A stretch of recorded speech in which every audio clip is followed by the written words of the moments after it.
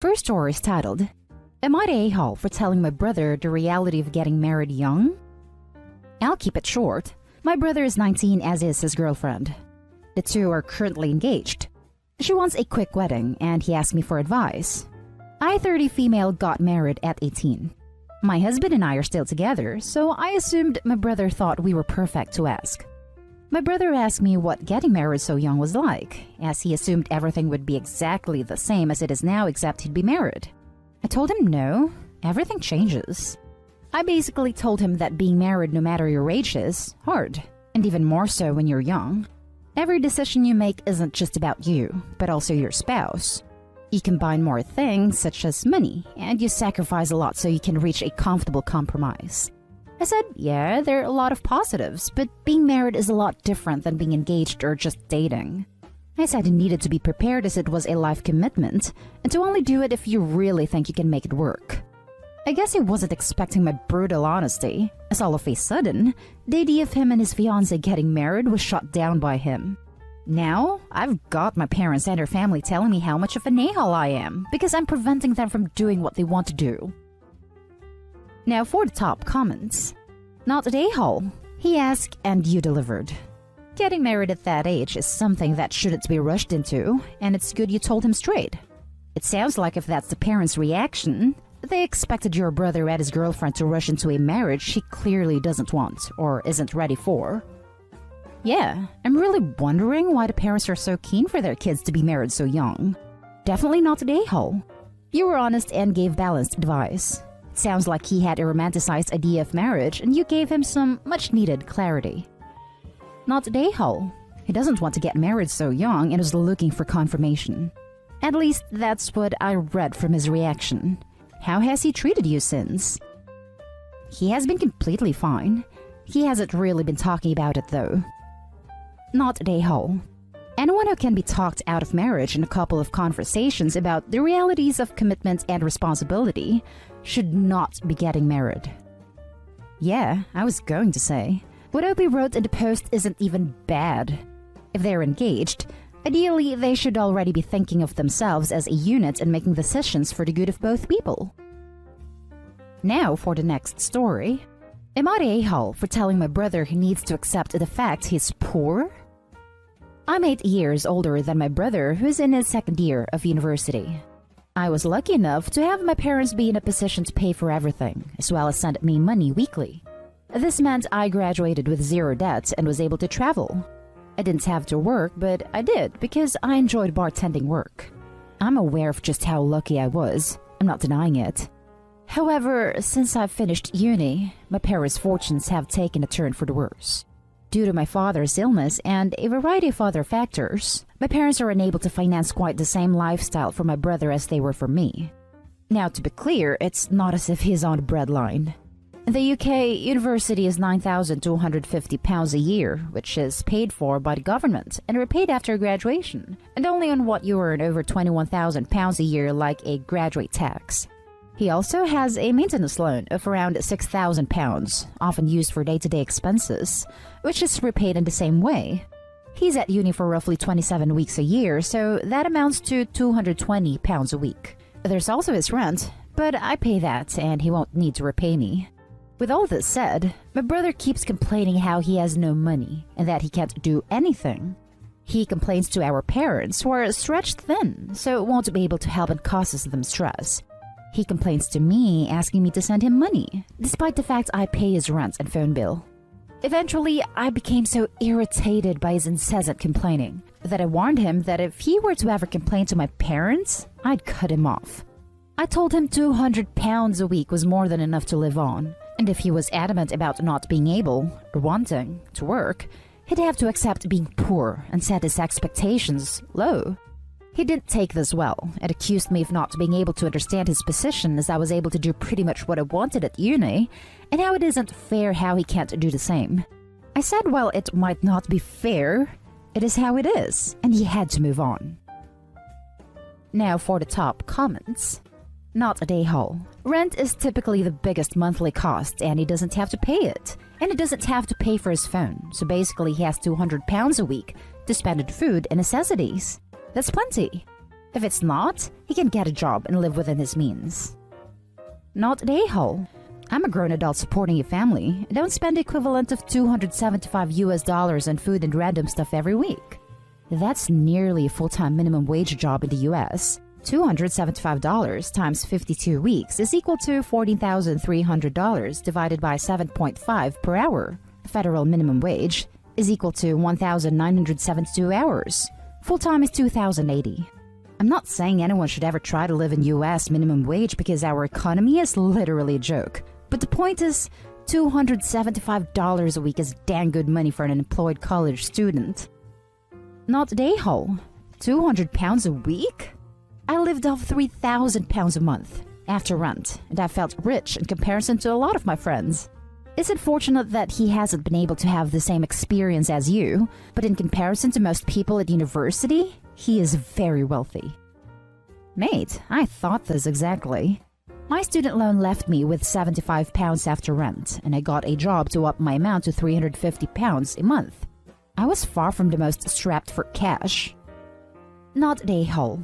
Your brother may have a worse experience than you did, but it doesn't give him the right to complain and demand so much from you when your whole family's already doing their best. You didn't mention anything about him working or anything, so I won't assume, but maybe he should consider trying to give his fair share of labor. The next story is titled, Am I the a-hole for not apologizing for yelling at my aunt who made me homeless? I'm female 23 and my boyfriend is 24. February of last year, when universities closed, I found myself in my hometown without anywhere to live. Was in a dorm as a resident assistant. My boyfriend's lease was up, and he was having trouble finding a place. My parents don't have room, so we were scrambling to find a place. I had lost my income, and we were on a really tight budget. We almost drove to my boyfriend's hometown, but being the only medically literate person in the family, I didn't want to leave my grandparents without help in case anyone got sick. My grandparents have a cabin in the next town, and realizing that we were in a bind, Grandma offered it to us. My boyfriend and I got COVID jobs, and I continued my online medical studies. Boyfriend put in a ton of hours for building the deck, repairing parts of the dirt road, and trimming trees. Mid-May, my aunt calls me and asks if she can bring 4 house guests for 2 weeks. I explained that while we wouldn't turn her away, it was not the best timing, and we didn't have 4 beds. I suggested they could come up for a shorter time or stay nearby. She said okay, and she would think of a solution. Hours later, my grandfather calls and says we have 2 weeks to get the F out of my house, permanently. I explained that we would be forced to quit our jobs and live in my van. He said he was under no obligation to honor our agreement from February. My dad called to make my case, but my aunt insisted that she already purchased plane tickets and needed a vacation. She also said that she was going to take my grandparents to the cabin with her to give my parents a break from taking care of them. They need hands-on care for mobility, Gram, and dementia, Gramp. 2 weeks later, we were back in the van. Later, Auntie called asking me to drive up and get my cousin so she could go to lunch. When I arrived, my grandpa looked bruised, and it turned out that while my aunt was visiting friends the day before, he had fallen off a chair changing a light bulb. He had clearly torn something rotator cuff related in his shoulder. As I put together what had happened, I got upset. We went aside, and I yelled at my aunt for being negligent in elder care, called her greedy for making 2 people homeless/jobless so she could go on vacation. I told her that she had to cancel her plans and take Grandpa to the emergency room. They ended up staying only 3 days before going back to town. I haven't spoken to my aunt since. I have apologized for sharp words to my grandma. A week ago, my grandma called saying I better call and apologize to my aunt, that I know the value of having people on my side, which seemed like Auntie had been complaining. When asked directly, my grandma said I was being immature. I called my aunt and said if she wanted to mend bridges, to leave my grandma out of it. I didn't apologize. My aunt says they didn't do anything illegal, and I think they were all a-holes. Not a-hole. They sound awful. All of them. I hope your situation gets better soon. Thank you. We were able to find a place just as it started snowing. I was going to add that, but was pushing up against the word limit. I'm glad about that. Did you ever figure out what your aunt told your grandfather to get him to kick you out like that? I was surprised that didn't come up in your account, and I wonder if part of the reason some of your family is unsupportive of you here is that some nasty remnants of your aunt's lies are floating around in the family, getting them to interpret your actions negatively. I never found out, beyond that she was sad on coming on vacation. I suspect that she went on about how they were enabling us to be freeloaders, or maybe even that we pose a risk due to our COVID patient care jobs. Not the a-hole. I'm sorry you have such horrible relatives. If Gram calls again, I'd straight up ask her how she feels making you homeless. Is her daughter's vacation more important than a granddaughter having a place to live? Yes, well, good luck then, Gram. Have a nice life. Did go no contact with them. Also r/just no family. Yep, I can't believe the entitlement of the aunt. Or that the grandparents would make their own grandchild homeless to accommodate aunt's freaking vacation. Not at a-hole, but please stop letting your family treat you horribly. Now for the last story. Am I the a-hole for wanting to kick my sister-in-law and her boyfriend to the curb when they have nowhere to go? Long story short, my 23 female, sister-in-law 20 female, and her boyfriend 20 male have come to live with us because they got kicked out of the boyfriend's parents' house and then my in-laws' house. My in-laws struggle with substance abuse, and my husband is my sister-in-law's only sibling. I told them they could come stay with us, as long as they got jobs and sister-in-law got her GED, and they cleaned up after themselves.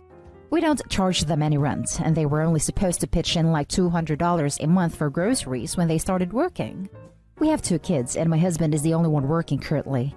They have been here since the end of October, and only one of them is working. Altogether, I'd say they've worked maybe 3 weeks, and they're on workplace number 4. It's been 3 months.